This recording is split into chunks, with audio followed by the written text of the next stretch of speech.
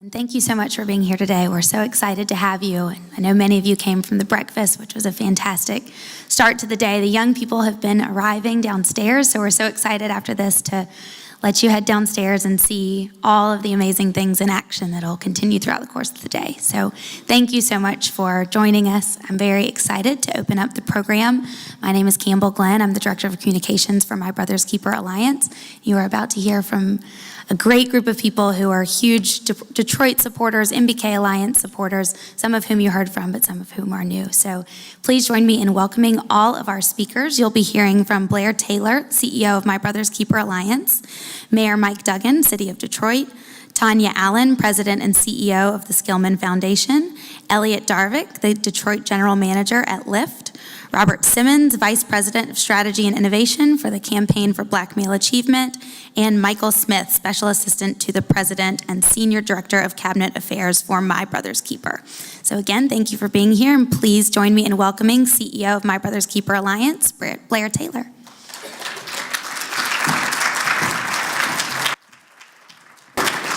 Well, thank you, Campbell. Good morning. Good morning. All right. Well, I am, first of all, absolutely elated to be here with all of you this morning, with our friends from the media who are here, and with that group of young people. I understand we have 300 or 400 young people already downstairs lined up. We've got high expectations for today.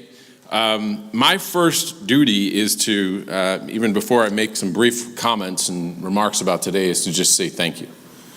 Say a big thank you to all of you and to the incredible array of organizations that have come together to support this event today. I would be remiss if I didn't mention them by name, so I'm going to do that. The City of Detroit has just been fantastic. The mayor, who you'll hear from in a second, but just the whole city coalescing around this event today and the effort. We appreciate that. SER Metro did a series of pre-trainings for young people, just getting them ready for today. You know, soft skills is one of the biggest missing things with respect to our young people in terms of them getting on a pathway to employment. And so SER Metro did a great job with that. The Detroit Regional Chamber, recruiting employers, just did an extraordinary job. The Campaign for Black Male Achievement with Robert Simmons and Sean Dove, thank you for all of your support and your leadership. Tanya Allen, who's here, who you hear from in a moment. Thank you, Tanya, for the Skillman Foundation support. Incredible local partner here.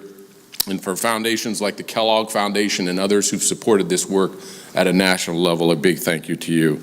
And of course, thank you to all of the employers who are here, the Detroit youth that are outside and lining up to come in, and all of the community-based organizations. And then last but not least, I have to say a huge thank you to my staff and team who are here, Campbell and others who have worked so hard to pull this all together. Can we give them a round of applause as well, please?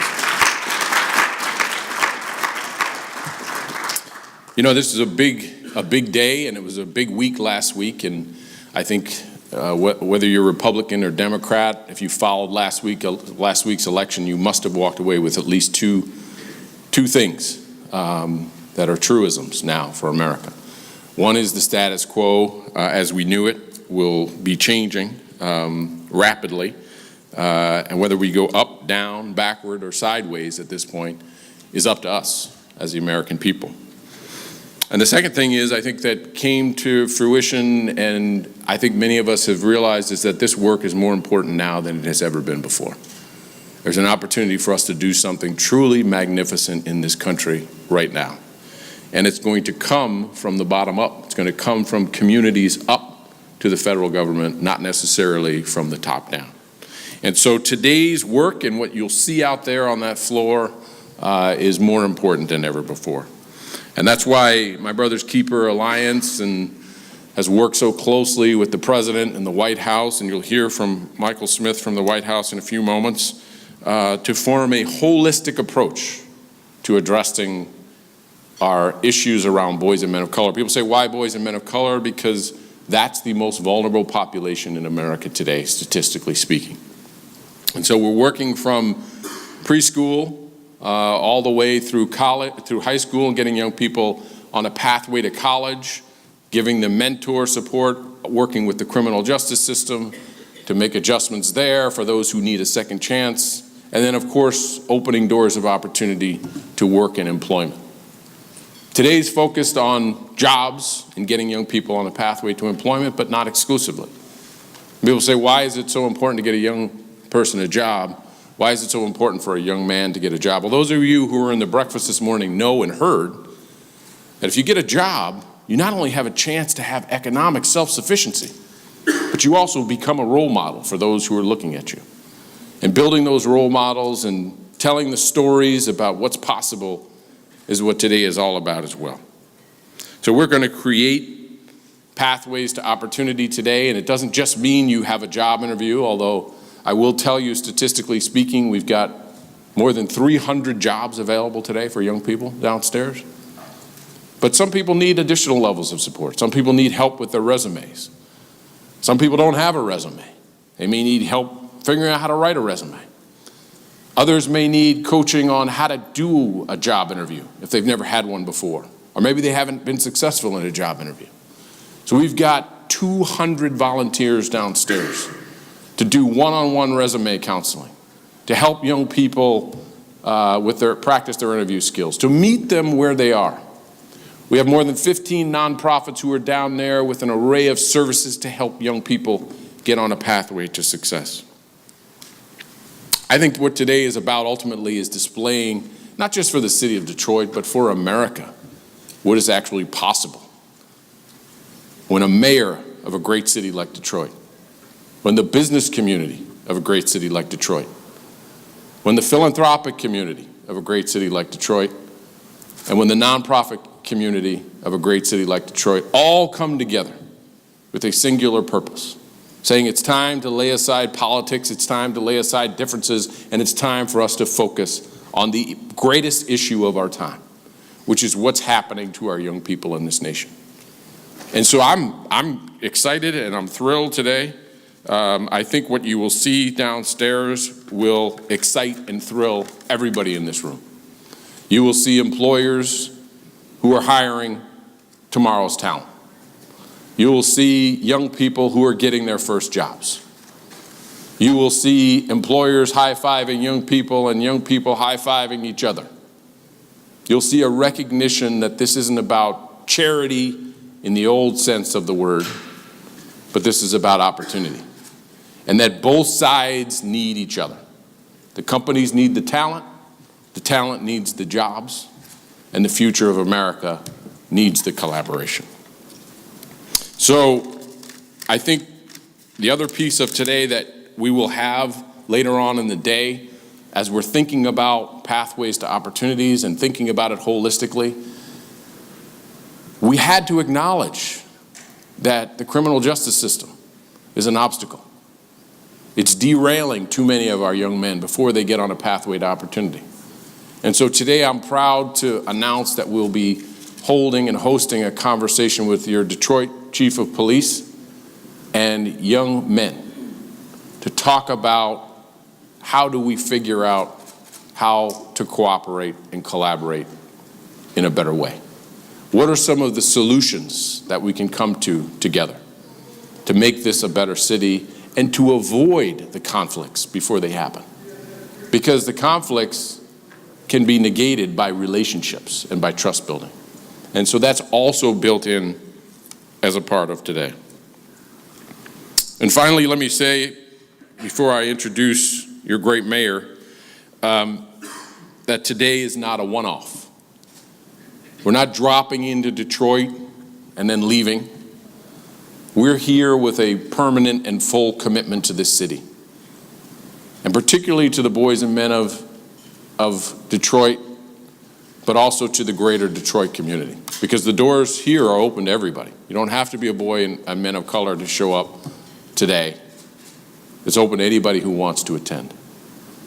And so on an ongoing basis, what we want to do is continue to support these young men and young people in their endeavors and the challenges that they face. We want to help open doors of opportunity for them. We want to work with employers to get those who didn't get a job today into a job tomorrow. We want to continue the training and support for all of the organizations that we possibly can who are doing great work here in the city of Detroit. And so I'm proud to announce, in partnership with Pepsi and the Skillman Foundation and others, we will continue this great work. We will continue to make investments here in the city of Detroit. And none of this, I will tell you, would be possible without your great mayor. When we looked at cities across the nation in terms of where we would do this work, we ended up with a 5 to 7 city list. It included cities like Oakland and Newark and Albuquerque and Memphis, all cities that we are either in or going to with this effort. And when we came to the city of Detroit, we looked at the commitment of the mayor to the work, just as we did in other cities. And when we stopped and asked the mayor, hey, are you interested in doing this work? His comment was very brief and succinct. He said, when are we going to get started? Tell me when, and I'm in. And Mr. Mayor, I appreciate that level of commitment. And obviously, this work cannot happen without a local champion in the mayor's office, and you have that here. So without further ado, I want to introduce the great mayor of the city of Detroit, Mayor Duggan.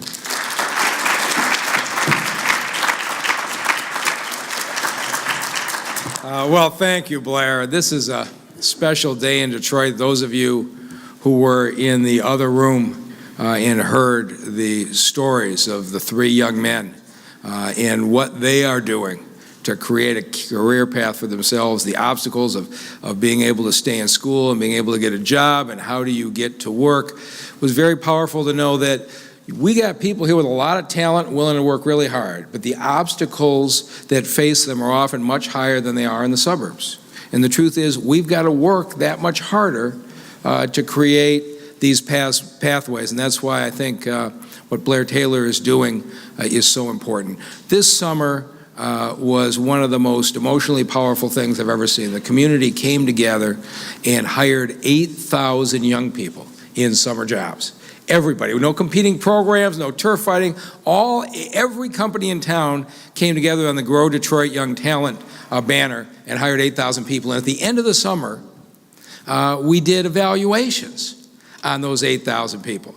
And we said to young people, look, you might be picking up a litter in the park today, but if you show up to work on time every day, you've got a good attitude, that's going to be in your evaluation, and it's going to create opportunities. And it was amazing, the number of young people who came in with that attitude. And I'm so proud to say today that downstairs interviewing are 300 young people who worked this summer who got high evaluations on their summer jobs that are going to have a great opportunity to land in something today. And so when Blair Taylor called me and said, I'm interested in this, I said, you know, this is the fundamental challenge Detroit faces. And in many ways, it's the challenge the country faces, which is we've got lots of companies moving back.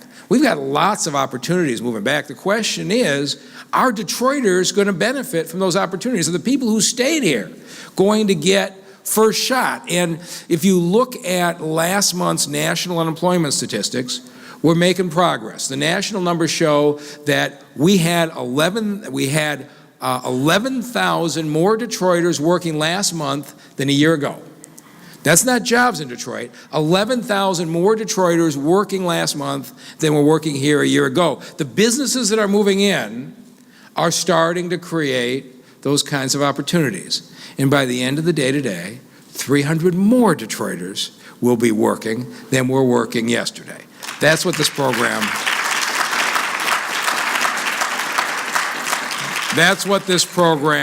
is all about. And so I can't say enough about Blair, about the Chamber, about Tanya Allen, Skillman, and all the partners that Blair listed. And so I'm going to have to excuse myself because I'm about to go get on a 13-hour plane ride to go to China to try to get some investment back in here. But I can tell you for sure that when the investment comes back with Blair's help, we're going to make sure Detroiters get first shot at those jobs. Thank you very much.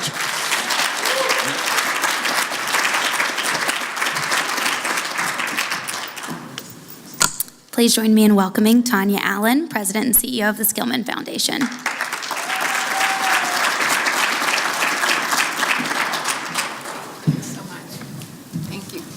Thank you, Campbell. Whoever cheered loudly, make sure I pay you after we finish through. So I wanted to say a couple things. One is that talent is distributed equally, but opportunity is not. And that's why today's event is so important, because really what we're having is not a job fair, but we're having an opportunity fair. So I want to thank my Brother Keepers Alliance and all of the partners for creating this opportunity for our young people in Detroit. And I also want to reiterate what Blair indicated, that this is not just a one-off event. This is really a part of a plan that we as a community have put together.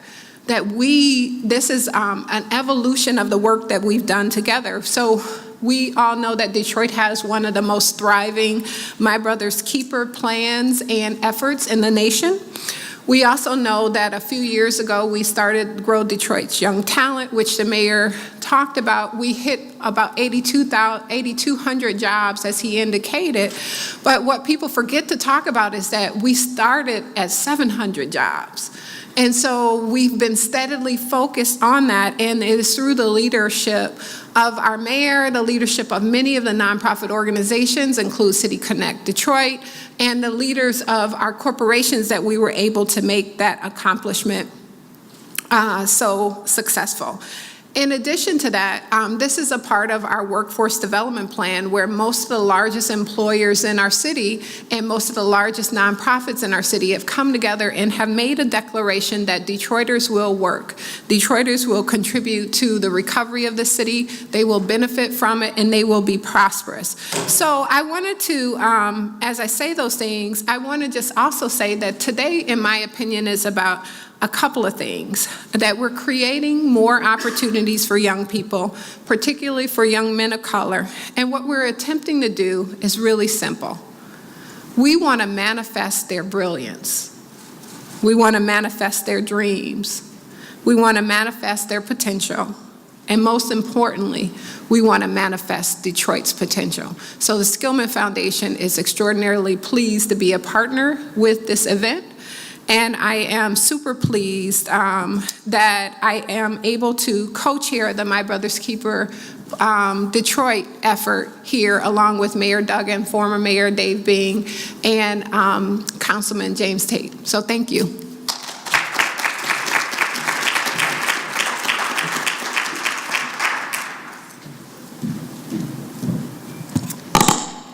Please join me in welcoming Elliot Darvik, Detroit General Manager for Lyft.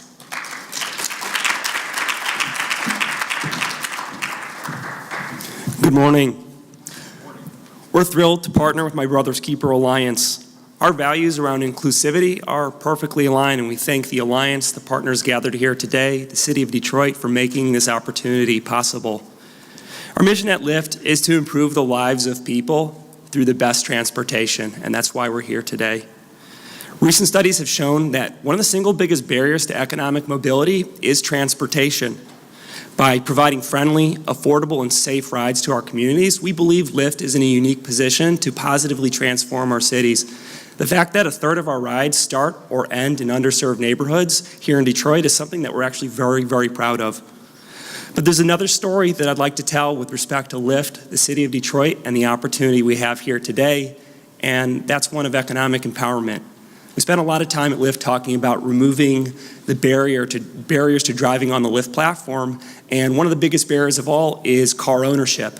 And that's why we're here today to highlight a new program that we're launching in the City of Detroit called Express Drive. Developed in collaboration with our partners at General Motors, Express Drive provides short-term, affordable vehicle rental to individuals that would like to drive for Lyft, but maybe don't have access to a vehicle that qualifies or access to a vehicle at all. And today's attendees will be able to see one of those vehicles today and talk with our team that's running the program, speak with one of our drivers who's found great success driving on the Lyft platform, and we're looking forward to the possibility and to signing up young men who may not have had a chance to drive on the platform otherwise. And people drive for Lyft for a variety of economic reasons. Most drive part-time to supplement other income. A great deal are using Lyft as a platform to put themselves through school or support dependents. Many are using their earnings to support a small business or creative pursuits.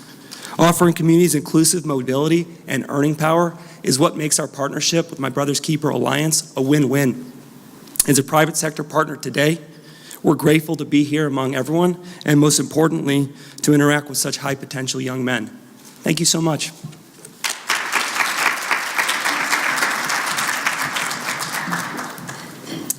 Please join me in welcoming Robert Simmons, Vice President of Strategy and Innovation for the Campaign for Black Male Achievement.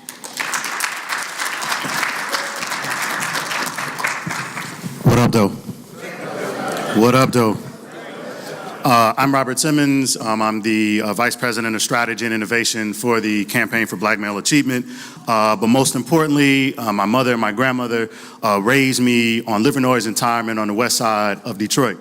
So this work that we are partnering with MBK, the City of Detroit, Lyft, and others is deeply personal to me. For those that know the City of Detroit, Livernois and Tyreman was a bit challenging. As a young person, my father was incarcerated and did hard time at Leavenworth Federal Penitentiary. Because of that, CBMA is deeply committed to this work here in Detroit. We are excited to collaborate with MBKA, and this is a long-standing commitment. One of the things that Tanya has said, Blair has mentioned numerous times, is that we're here for the long term. And for me, I'm here for the long term. My mother is still here. She works at the library system in Detroit. So I'm deeply committed to this work.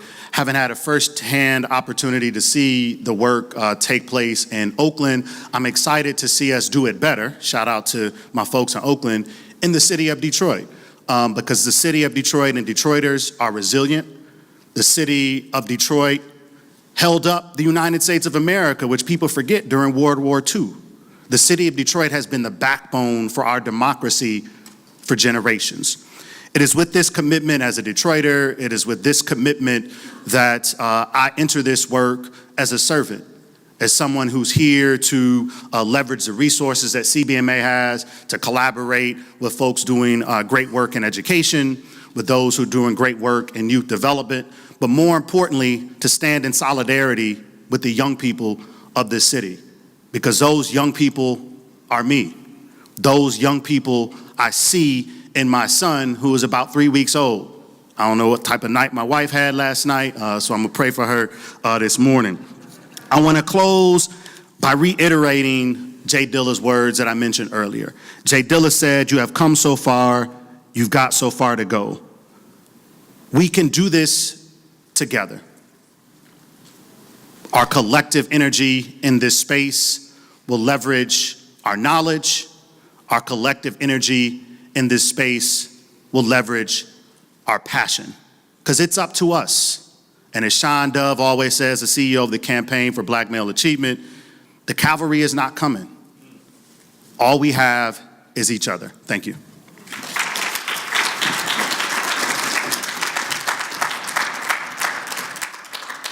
Thank you, Robert.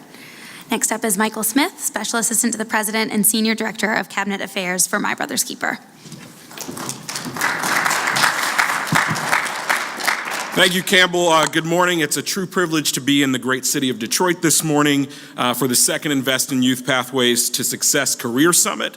It's also my honor to bring greetings and gratitude on behalf of President Obama and the First Lady, who is both are just extraordinarily grateful for the work that's taking place here, not only with the My Brother's Keeper Alliance, but the way that the city of Detroit has really stepped up to be an exemplary model of what My Brother's Keeper looks like in action.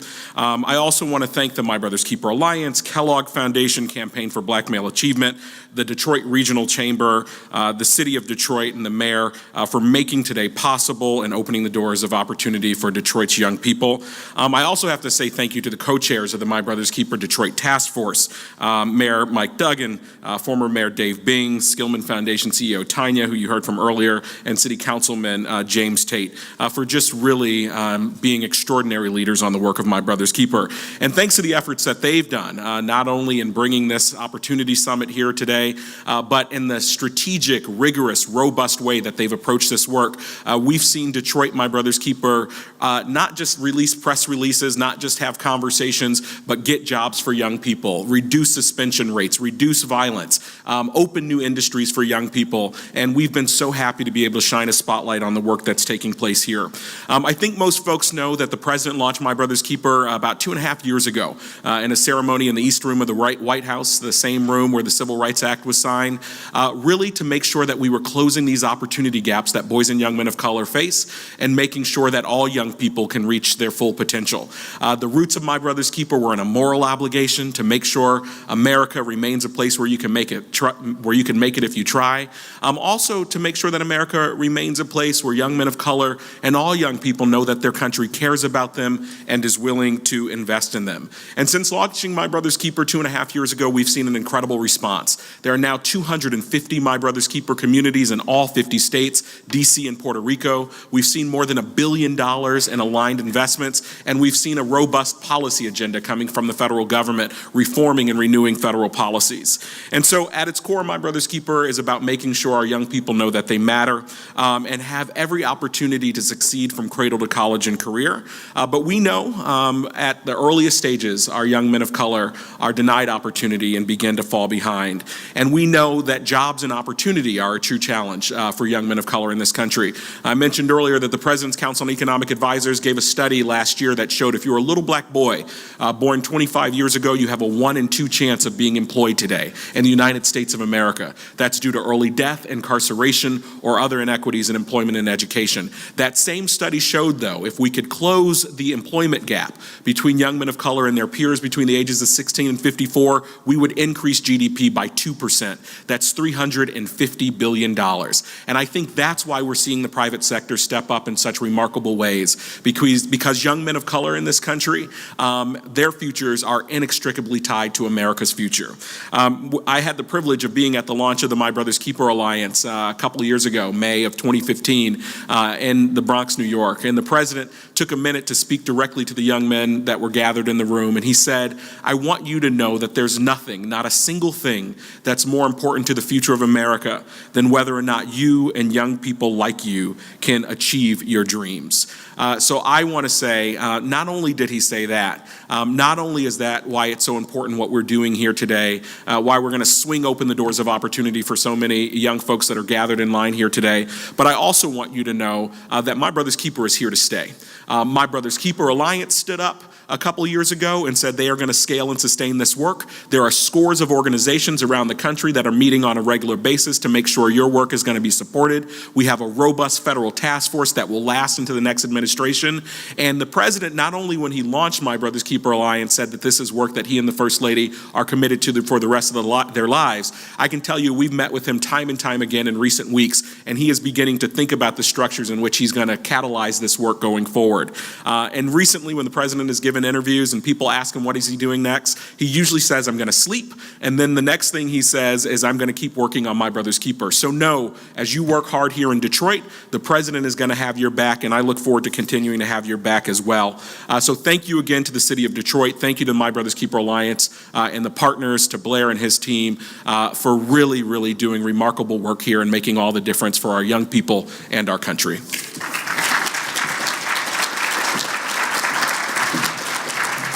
Thank you, Michael. And, I think we would be remiss if we didn't take just a moment and give a rousing round of applause for the President of the United States and the job that he has done. Thank you. We are about to dismiss. I want to just end with a quick story. And it's a story that just, I think, accentuates the level of talent that we have in our boys and men of color, specifically, and in our opportunity youth population more broadly. So a few months back, I had the opportunity of coordinating and being a part of a roundtable discussion with some of America's leading CEOs. In fact, we had 14 chief executive officers from top companies all across the country who came together and decided that they were going to sit down at roundtables with 5 opportunity youth, or 5 young boys and men of color, and at each table, and have an intimate conversation with them. And in those conversations, which most of the CEOs had never done before, there was an opportunity for these young people to tell their stories. And they told these chief executive officers about the obstacles that they'd overcome, about the issues that they'd faced, about the challenges they'd stared down, about how fortunate and blessed they were to just be seated at the table that morning, because they'd survived in their short lifetimes what nobody should have had to survive in their entire lifetime.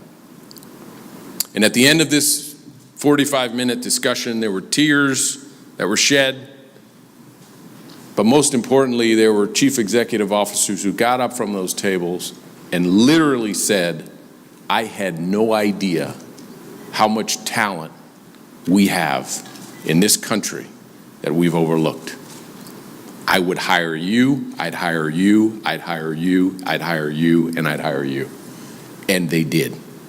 And those chief executive officers have now committed their companies. Many of them are here with us today. Their companies are represented here because they recognized what all of us have recognized, which is that for far too long, our young people from lower income communities or people of color, or boys and men of color more specifically, have been overlooked in this country.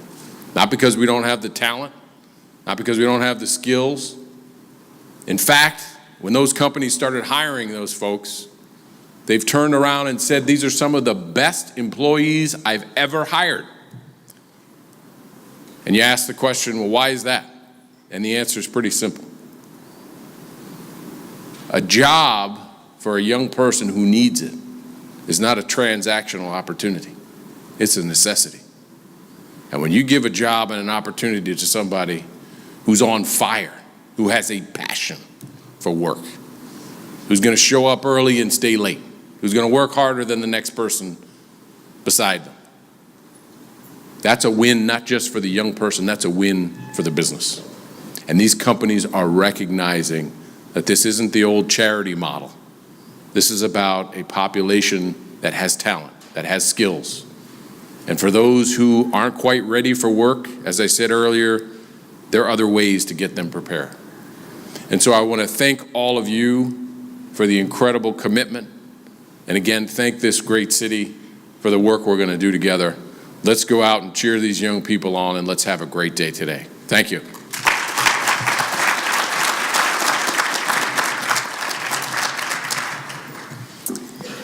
Thank you again to all of our speakers, and thank you for being here.